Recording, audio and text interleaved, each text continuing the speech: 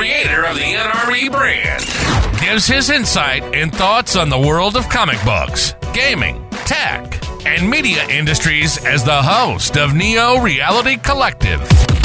Experience a slew of regular episodes covering news and pop culture, along with reviews and editorial pieces showcasing the best and worst of our ever-expanding multimedia world.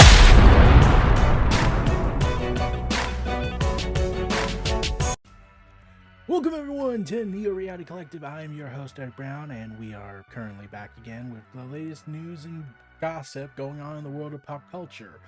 Starting off today's series of stories, we got a leaked image reveal regarding the white Xbox Series X with no disk drive. So, first published by Exporter, I'm pretty sure I failed to pronounce that. The images show a white Series X console with what looks to be a same coating as the white Xbox Series S. The report also stated that it will have a different heat sink, among other upgraded parts. The Verge corroborated that those images look genuine and has seen documents detailing the specifications of the console. Additionally, a Microsoft insider, Brad Sams, suggests that the chassis on the white Series X console is the same as the black Series X, which indicates that the former will not include any bump in specifications. The console is reportedly set to be released in June and July and costs less than the standard Series X. Back in September 2023, core documents leaked were seemingly a bunch of Microsoft's future plans. The leaks included a mid-gen refresh for both the Series S and X, the former codenamed Eelwood and the latter codenamed Brooklyn. Both were set to be digital-only consoles. It also provided a timeline with Eelwood releasing in August 2024, while Brooklyn was due for October 2024. If the white Series X presumably releases during the summer, there's a chance that Microsoft shifted its mid-generation refresh strategy. Microsoft's Phil Spencer even said that yes, those plans were outdated. There are rumors that Microsoft is currently working on an Xbox handheld, and Microsoft already confirmed that it will have a next-gen console. So, I already have a Series X, play on it a lot, have fun with it, but I really am not interested in getting a refresh console. I'm perfectly content with having this to the very end of this generation and then moving on to the next. Meanwhile, Take-Two buys Gearbox from the Embracer Group, so they're screwed. Confirms development on a new Borderlands game. In the press release, Embracer shared that it's divesting Gearbox Software, Montreal, Quebec, and franchises Borderlands, Tiny Tina's Wonderlands, Homeworld, Risk of Rain, Brothers in Arms, and Duke Nukem. Embracer will retain the rights to the Gearbox Publishing San Francisco, formerly Perfect World Entertainment, and which it plans to rename. The publishing rights to Remnant, Hyper Lightbreaker, and other unannounced games. Cryptic Studios, Lost Boy Interactive, Captured Dimensions, all of it retains assets, will be integrated into other parts of the Embracer Group. The sale is expected to close by the end of June. And Gearbox will join the 2K division and will continue to be led by CEO and founder Randy Pitchford, sadly. Currently, Gearbox has both a new Borderlands game and a new Homeworld game in development, as well as at least one exciting new IP per separate press release. Notably, the purchase for the full price was $460 million, will be paid to Embracer Group and Take-Two shares rather than cash. For comparison, Embracer originally purchased Gearbox for $363 million, half in cash and half in newly issued Embracer Group shares, with additional consideration of $1.015 billion, also partially in sales, to be paid out if Gearbox hits certain targets within the next 6 years. So, yeah. Yep, looks like the former partnership is now official. Take-Two is now going to be the new owners of Gearbox. Randy Pitchford will continue to do his thing of lying a lot and getting people and critics angry at him, and then having very questionable stuff going on, but that's a completely different set of circumstances. You could watch James Stephanie Sterling's content about Randy Pitchford and all that nonsense that he did. Especially with Alien Colonial Marines. We all remember the pain of that. Meanwhile, Dogma Studios says 7 games are in the works, 4 of them unannounced. The original people who made the Life is Strange series. And these were projects like Lost Records and purports to be the start of a connected universe, though not with Life is Strange. That will never happen. I am curious if we'll ever see them work on a Life is Strange game down the road. They said probably not, but like, you just never say never in life. They even have an action RPG game. They have a whole host of games since coming out, and they're all being in development. Like I said, like it says, 4 of them were announced, 4 of them are unannounced, 3 of them were, and yeah. Dotnot plans for part of a larger reorganization announced that they will save and focus on what it calls 3 distinct internal branches of expertise: RPG, narrative adventure, and action adventure. According to Dotnot, while each branch will have its own focus, the studio will encourage collaboration and cross-proliferation of ideas. I'm curious to know if, like, I know they mentioned how Yakuza Lost Records Bloom and Rage will be part of this connected universe they're working on, but I'm curious, like, from what other information that's come out, 2 internal developers are working on something. Tolma is developing Ikoria, I'm pretty sure I failed to pronounce that, a musical hand-drawn adventure that will be published by Dotnod. And I don't know what the other one is about, but like, from what I've heard, it's another action RPG based game, but I could be wrong on how trying to get everything right. But yeah, it's gonna be an interesting time for them. They've certainly grown a lot, especially with that success of Tell Me Why game. So, Jake Gallagher reveals Christopher Nolan personally called him to say he lost the Batman role. You may remember him as the guy who played Mysterio from Spider-Man. Those were the days when the MCU was consistent in its content quality. Most of the time. But like we all know, well, Jake auditioned for the role of Batman back in 2003, came close to being offered the part, but then Christian Bale won it. Same. Apparently this was supposed to also happen in Moulin Rouge a few years prior to that, and, well, yeah.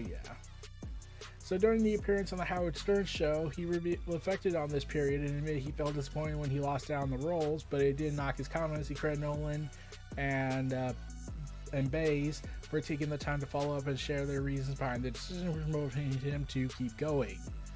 So yeah, they called him, told him why he didn't get the role,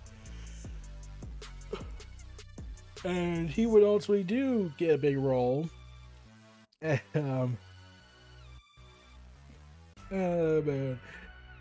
Christian Bale, we all know where he went with Batman, and he went on to become Mysterio and then died in the same movie. Damn.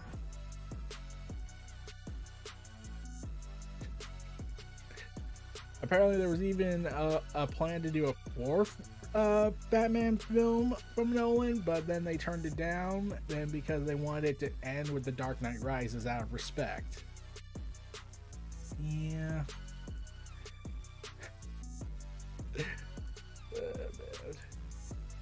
Meanwhile, Disney Plus has bundled Hulu with into their service, but only in the US. So awkwardness happens, like when you see Amazing World of Gumball on the Hulu page being promoted by Disney, which is a Warner Bros. Property.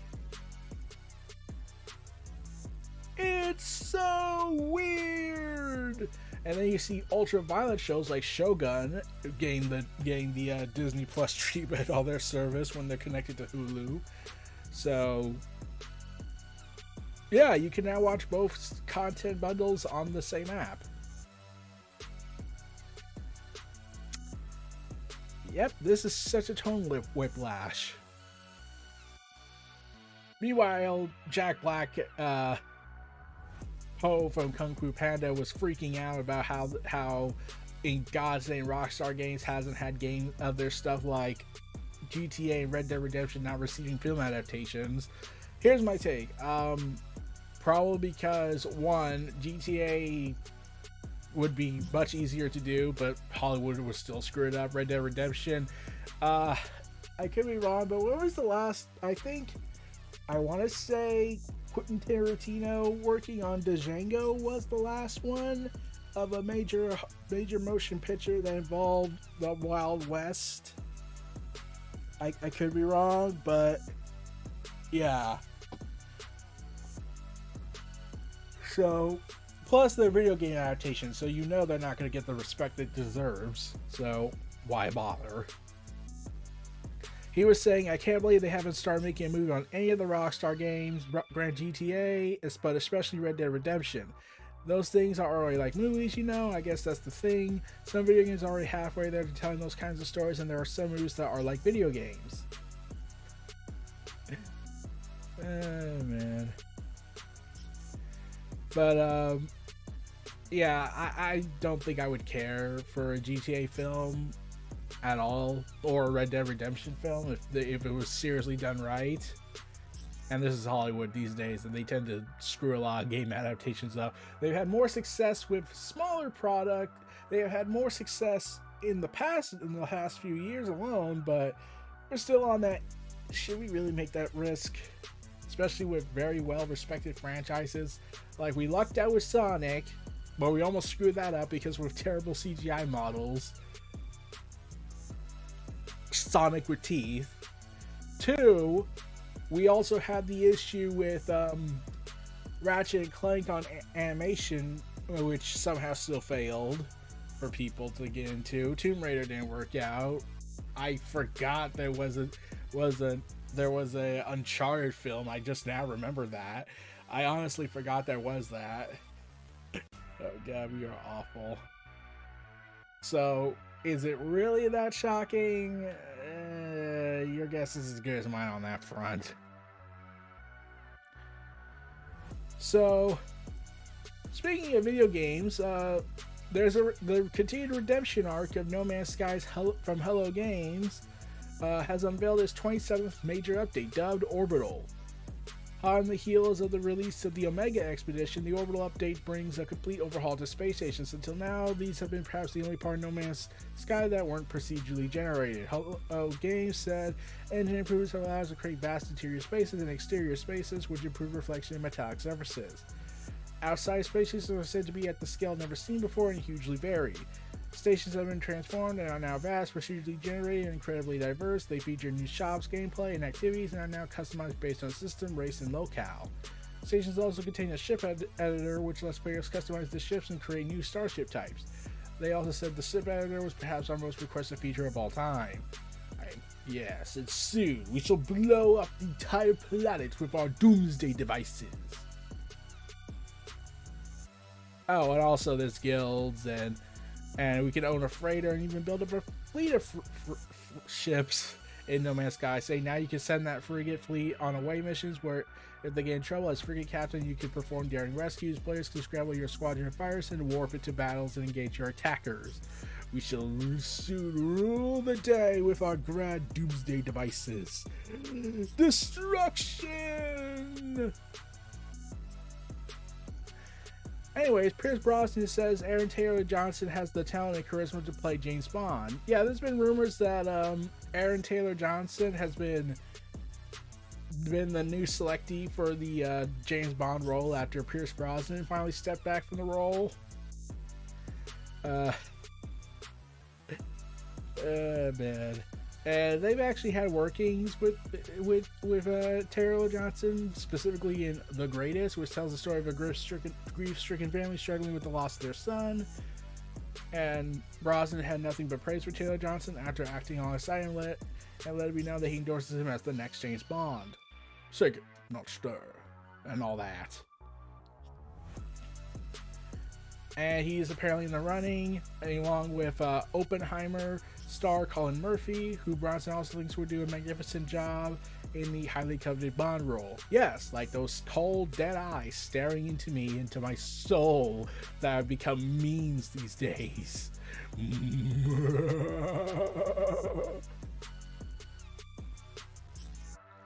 But yeah, Bronson passed on the 007 role baton to Daniel Craig, who had the longest tenure as Bond, spanning 5 films from his first outing to No Time to Die. Producers are now looking to reinvent the series and have reportedly extended a formal offer to Taylor-Johnson for the part.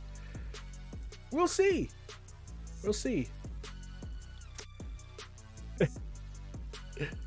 That's gonna be a fun ride. I certainly think that. Meanwhile, GameStop has finally reached the unsustainable decline state. So they're firing people. We need to cut jobs. We need to prepare ourselves for the end. Man. After February, they closed their NFT marketplace after almost 2 years. Thank God. Due to what GameStop described as NFT cryptocurrency uncertainty, especially after they shut down the crypto wallet. And then things kind of went to hell when someone posted 9/11 stuff, so... yeah.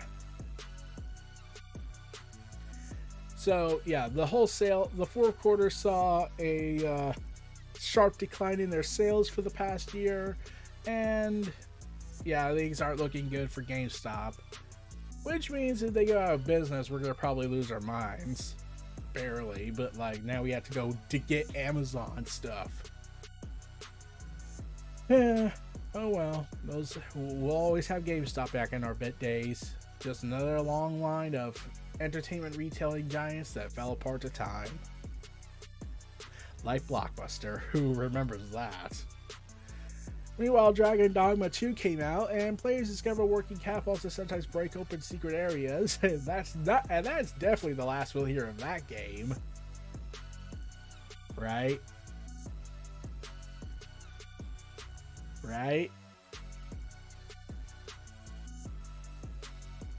Meanwhile, GTA Plus, the subscription service that everyone seems to no longer care about.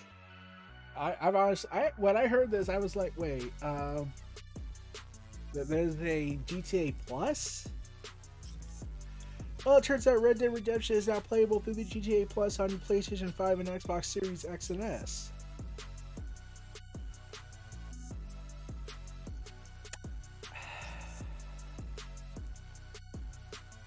Of course. Of fucking course it did. And there was an update for Red Dead Redemption. An update 1.03 quietly gave players the 60 frames per second toggle option on PS5 via backwards compatibility.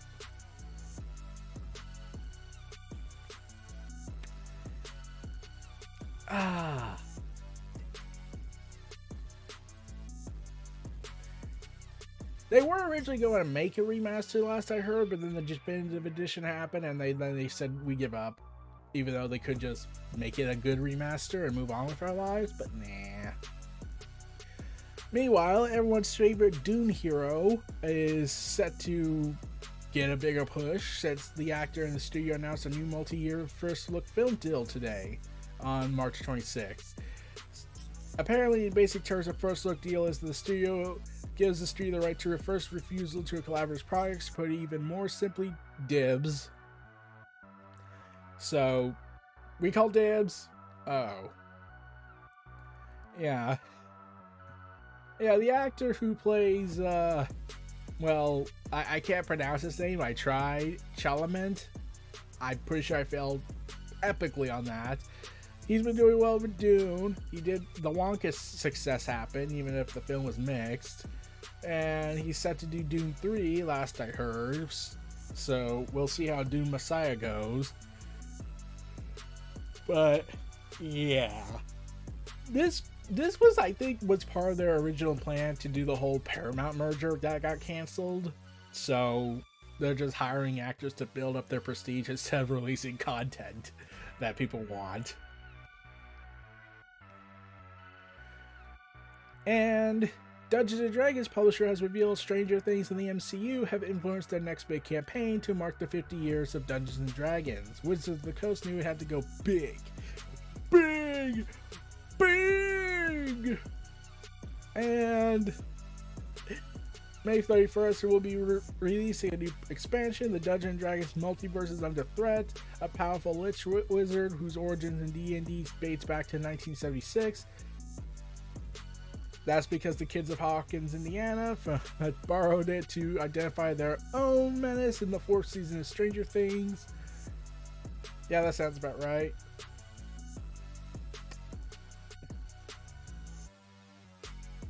Man, they're probably doing better than ever, especially with Baldur's Gate 3, Stranger Things succeeding for them. And then, there's a cheater in Helldivers 2, which has been blowing up everything for sweet liberty and the democracy. Because America, or something like that. Pretends to be the Game Master Joel, drops an unreleased APC in a random group, and then subsequently leaves. What? So, yeah,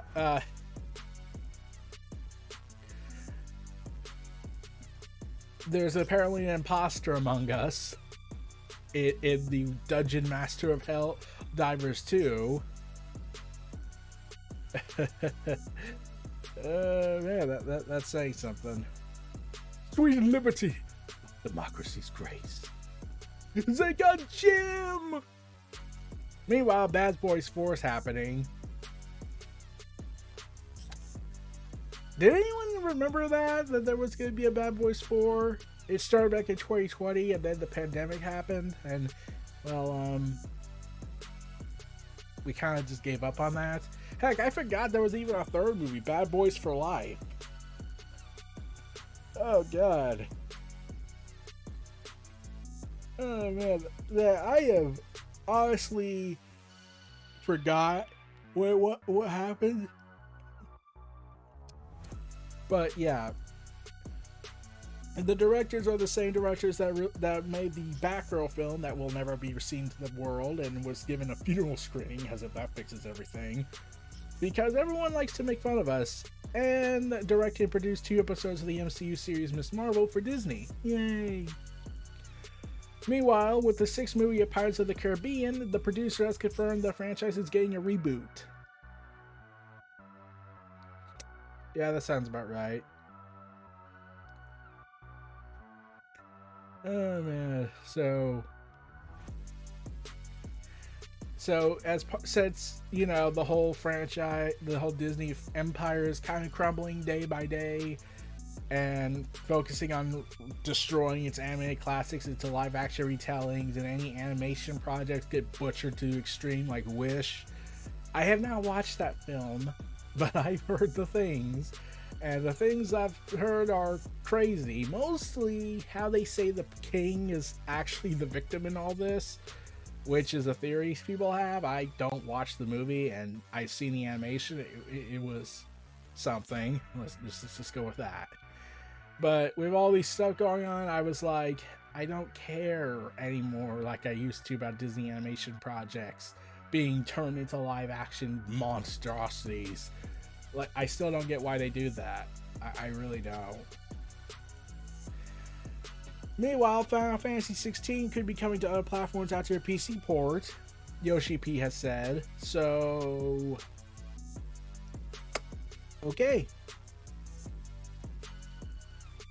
So we're gonna see more. We're gonna see them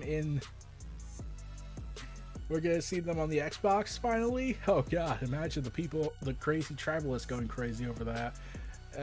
I'll be panicking and hiding under a bench. Meanwhile, there's been rumors going on with Xbox. Apparently there's an official handheld in development, maybe. Rumors have it. Speaking in interviews, Spencer discussed various existing PC gaming handhelds like the Steam Deck and ROG Ally, listing everything would add to the experience to make them feel like it's an Xbox. My god. Though, I would think they would sell more for working with ROG Ally to just update the OS to make it more compatible with the Switch, with a handheld device, instead of just make their own thing, because we already had that with the PlayStation, and we don't want to be reminded of what happened with Nintendo Switch technology. Plus, it'd probably be cheaper to develop software for an ROG Ally and ask for profit margin returns. I don't know, I'm just spitballing here. Oh, by the way, Toys for Bob is going to develop a new Crash Bandicoot game. No, wait, so apparently, Microsoft reportedly reaches an agreement with Crash Bandicoot dev Toys for Bob for a new game. And at the time, Toys for Bob were exploring a possible partnership with the new studio, and Microsoft and the two companies were extremely supportive of its new direction. And while its first project as an indie studio, apparently in the early days, fans wondered if it would be a revival of Crash, Spyro, or other IPs Toys for Bob has become known and beloved for. Now, according to Windows Central, that partnership is a done deal, with the Microsoft agreeing to fund development of an unannounced game. The new game will be similar to games that they have made in the past. Windows Central said Microsoft and Toys for Bob have yet to comment at the time. And when Toys for Bob announced its independence, it told fans to keep your horns on and your eyes out for more news, which, with people taking it as a nod to Spyro the Dragon. I would love to see a continuation of the Spyro story, especially after the remastered brought back my nostalgic love and I lost my absolute mind playing it. I feel so freaking old. Like, I really do.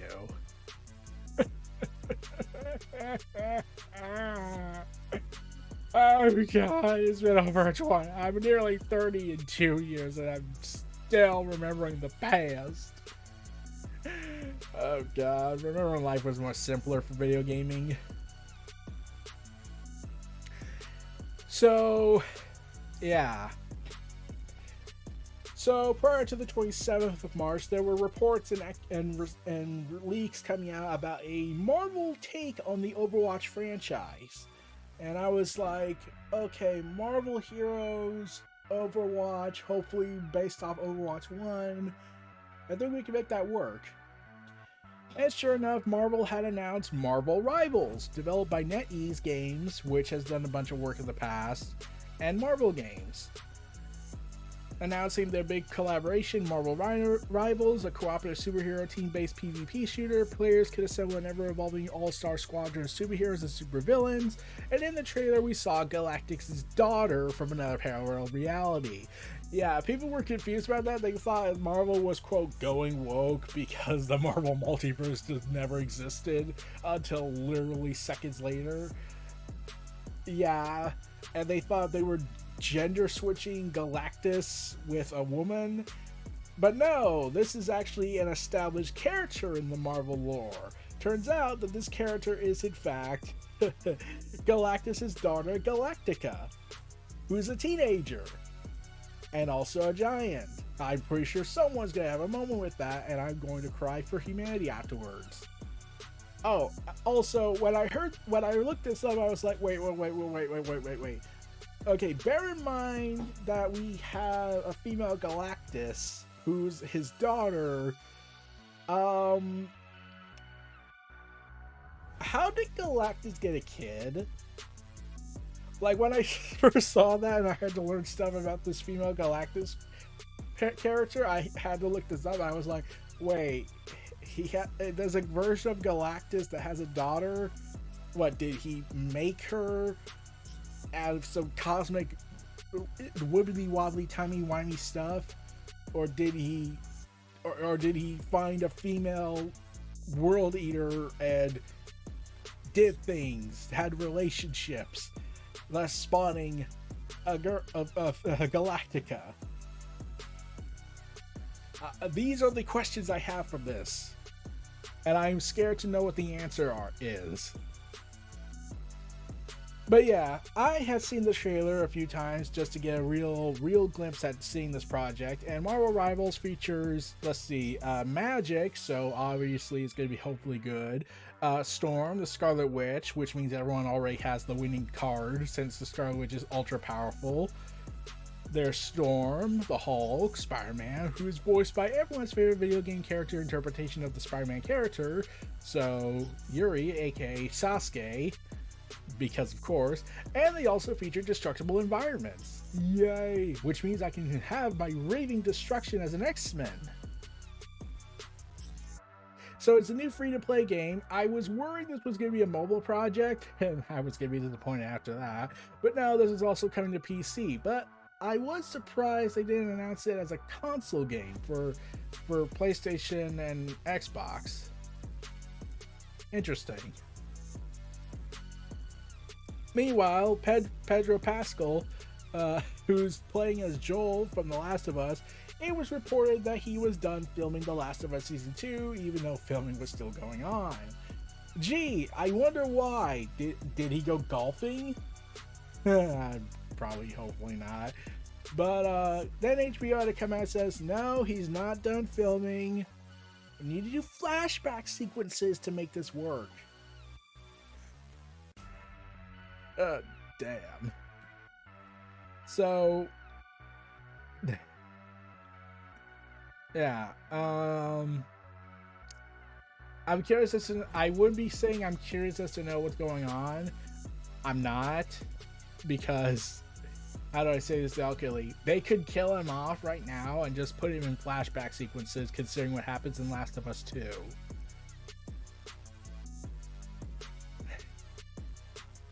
So, yeah, I do believe that they probably thought he was done because he was no longer in other episodes outside of a flashback sequence.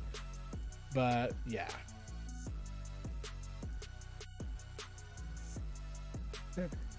Also, a few weeks back in the month of March, tragedy struck the anime and manga world.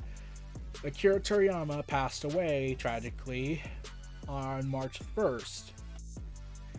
And after all that grief and all that trauma people had knowing that the Dragon Ball creator OG Akira Toriyama was no longer with us, we were in disbelief. I was in disbelief. I didn't think this was going to happen, and now I don't know what the future holds for the Dragon Ball franchise. Like, they still have another writer working on it. And there was a report that his last contribution in drawing the series happened, and it's Piccolo waving goodbye. So let the tears flow. So yeah,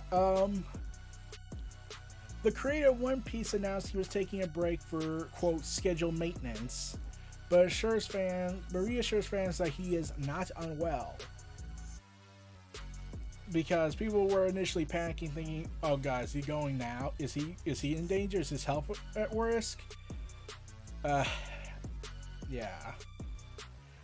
But apparently he's going to do some schedule maintenance, so to speak, figure out what his and grieve the loss of Akira Toriyama. And when I heard this part, I was like, oh, for fuck's sake, you did not just say that. Figure out what his long-running series MacGuffin, the One Piece, actually is.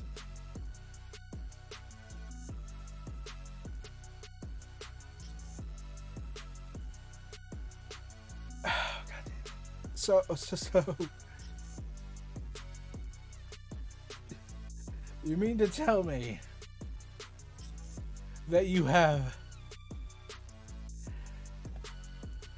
no idea, you did not have an end game plan for what the One Piece was when you were plotting out the series initially, before it ballooned out of control?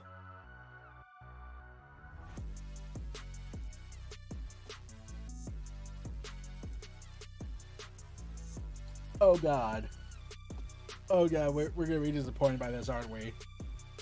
I mean, I have not watched One Piece or read it in such a long time because there's just so much episodes and content. But I am trying, but all this time I was under the impression that he had an idea of what the One Piece was, only to reveal, nope, I gotta figure out what it really is.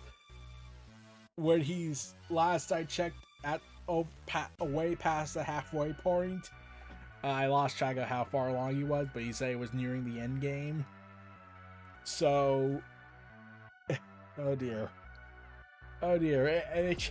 Like, after all this time and all this investment, it can't just be the One Piece we made along the way, or some friendship, or something. It has to be something kind of important. Oh god, I am curious as to know what's gonna happen.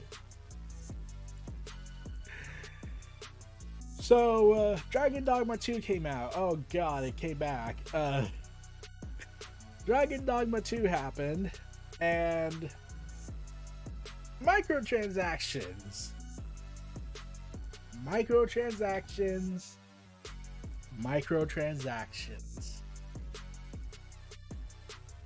I am surrounded by crazies.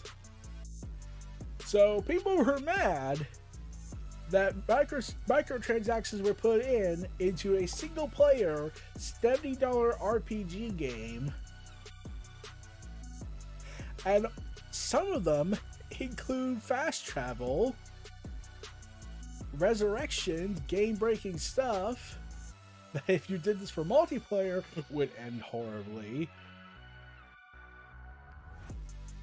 And modders had to come out and undercut Capcom's microtransactions and dish out infinite save slots. I must stress this was $70 and it's a single player game. And it's never been any more successful, unfortunately.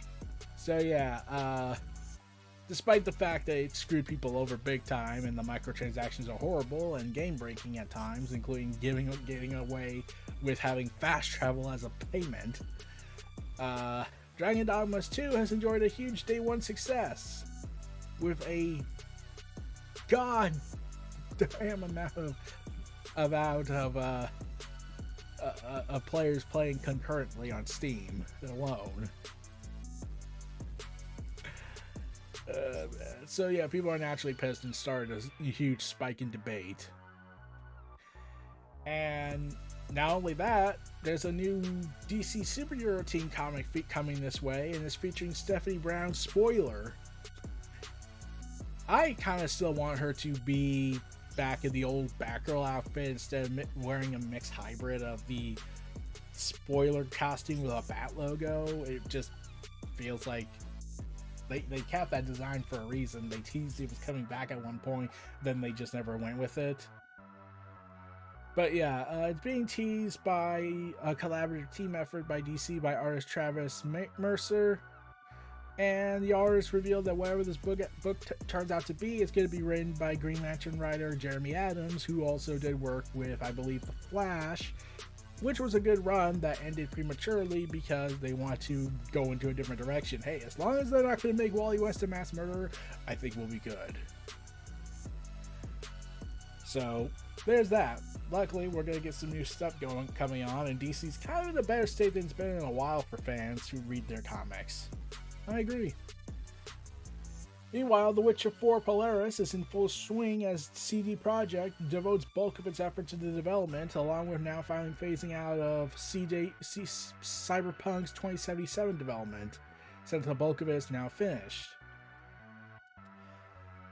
So yeah, and they also do have a sequel to Cyberpunk, codenamed Orion, has 47 developers currently assigned to the project. CD Projekt also revealed that it's in the concept stages, so there's that. Whereas, and 50%, nearly 50% of its staff of CD Projekt Red were tasked with developing the new Witcher game. Yeah. So, according to the report that came out, some quick math shows that a number is now over half of the development team. About 64% of its staff are working on the Witcher 4 development. That increase in development is likely due to a big part of the Cyberpunk 2077 team moving over to work on the Witcher 4, and they confirmed that a new Witcher game was in development back in 2022 and was going to work with the Unreal Engine 5 instead of working on their Red engine, which will be missed. And some people are worried about the Unreal Engine 5 because they feel like it's not really ready yet in terms of its big output that's going to be done, but we'll see. And last but not least, back in March, we had to say goodbye to, we had to hear the heartbreaking announcement, because David Zaslav hates anything, the destruction of RoosterTeeth. Yep, RoosterTeeth was announced to be shutting down, closing its doors, kaput, it's over, the Beatles have disbanded, the internet is rejoiced and mourning at the same time because of what RoosterTeeth had turned into, being under the rulership of Warner Bros. Discovery and Warner Media. Basically anything that involves Warner had corrupted it, and other reports came out about everything. Red vs. Blue was tanking for people. And RWBY was in this weird state I will not get into, because if I do, I will scream again, because oh my god, These heroes have so far destroyed 2 kingdoms in one shot, and another kingdom is in disarray more or less under the control of White Fang agents, who people don't even know are the good guys right now because there's a schism going on, but no one else in the public know about this, which means it could cause mass chaos and mistral, and oh my god, this stuff is going to be problematic. But yeah, heading into that, Volume 10 is now, we don't know. Red vs. Blue was actually set to have their 19th and final season called Red vs. Blue Restortion, which would be the final season, and people were worried that the fate of RoosterTeeth closing meant this was canceled. Well, I'm happy to report that is no longer the case. Red vs. Blue Restortion will instead be released in its entirety May 7th in its entirety as an 87-minute feature-length film at Warner Bros. Discovery Home Entertainment. Available May 7th for purchase for $14.99 from Amazon Prime Video, Apple TV, Google Play, Vudu, and other electronics outlets, and available to rent digitally for $4.99 on May 21st. And this is the original ending that Bernie Burns and whatnot were doing, and it's the return of the meta, more or less. So, best way to go out with the best villain they ever had. And Bernie Burns wrote the script, reuniting with director Matt Helm to bring closure to the narrative that spanned more than 2 decades. After over 20 years, we say goodbye to another internet OG. I hate the passage of time sometimes. But yeah, it's the end of Red vs. Blue. Kind of poetic if you think about it. It's the end of a series that launched them to the stratosphere and gave them their legacy. And we don't know what's going to happen to all their other properties. They were going to be for what I heard, David Zaslav and his team were trying to sell the whole company to someone else since it was not making enough money, or not even making any money. So you could take that for what you will in terms of OG corporations and internet-based corporations working out. We'll have that debate one day probably. But yeah. Ooh. It's surreal to see that this is going to be the end of an era, the end to a generation of storytelling that we got from a bunch of people who were lazing around on the internet and decided, hey, doesn't Warhol kind of look like a puma? Because that's how it all started, and then the concept just flew from there, and it was originally supposed to be a mini-series turned into a 20-plus Juggernaut years franchise. Oh man, and it's going to end with its 19th season. It's going to be a wild ride, hopefully, and I hope it ends well. Well, that's all we have for today here on Neo Reality Collective. Feel free to like, comment, subscribe, check out my other content, follow me on Twitter, social media, and all that stuff. Follow me on YouTube on the channel base for this podcast, and I'll see y'all again. Stay tuned for this last outro, and I'll see y'all again. Peace, take care, and take care of your loved ones and each other. Farewell. And try to wonder, why were we here? And that was our latest edition of Neo Reality Collective. Be sure to follow and support NRE creator Eric Brown on Twitter and YouTube. Check the links in the description below, and we'll see you all next time.